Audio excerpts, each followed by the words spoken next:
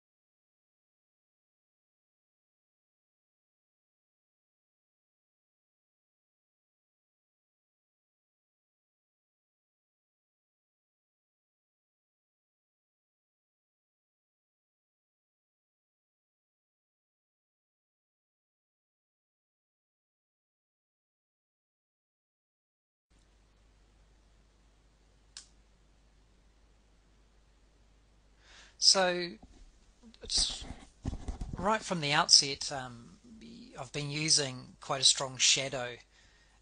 I wanted to really add drama to the scene. I have been wanting to employ quite a strong shadow of these guys cast onto the drapery behind them.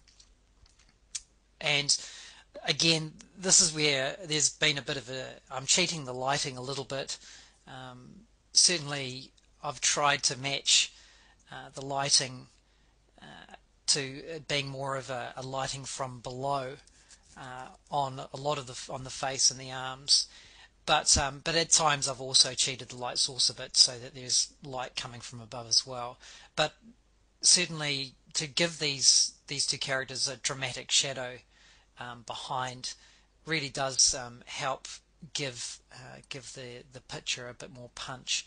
So what I'm doing at the moment, how I created them originally was I just creating a mask layer. Right at the very beginning of this project, I kept the two characters separate on layers and just filled them, duplicated them, filled them black, and then held on to that layer through the whole process, so that when I got to kind of the end stages, which is where I'm approaching now, I could bring that shadow back in and start to manipulate it a little bit so that it's sitting well with the picture. One of the first things that you need to be aware of with the shadows is that they are darkest closest to the object. Is where they're going to be the darkest. So the further the shadow travels away from the object, the more it will lighten, and also the edges will soften off. So what I'm doing at the moment is I'm just sort of starting to soften off some of the shadow edges, and I'm also trying to get in a fairly crude kind of way, I am just trying to get the shadow to conform to the distortion of the folds and the fabric behind it, because there's some quite dramatic folds in the backdrop. So I'm just sort of where I think I need to, I basically will change the edge of the shadow to conform to those folds. But if I think that it's going to distort the shape of the shadow too much so that it's not recognizable enough, I'll cheat it and I'll just distort it a very small amount. And that's, a classic example of that is on the head. I basically don't want to distort the shadow too much there, but traveling down the side of your body is a good easy place to start to change that shape. I will need to change the shadow as well. It will need to flare out more to compensate for the flaring of the dress. Cutting out the shape of your character and filling it and transforming it definitely has its limitations. It's a great starting point and it does save a bit of time, but ultimately you really need to sort of think about the light source and how you can then change that shape to match the conditions that it's actually in. You also need to just work out obviously how strong you just want it to play. An area I'm just starting to thicken it out now because I'm thinking that flare is going to be quite dramatic on the dress, so I need to build that out a little bit more.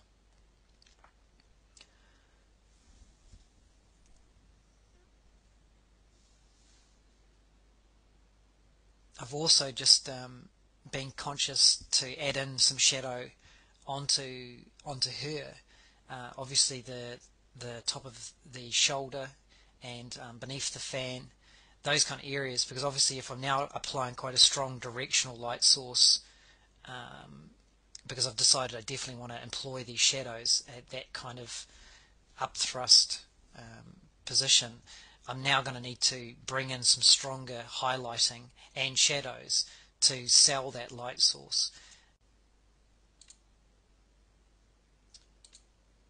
Right, well I'll just let this play out a little bit now and catch things up a little bit further down the line.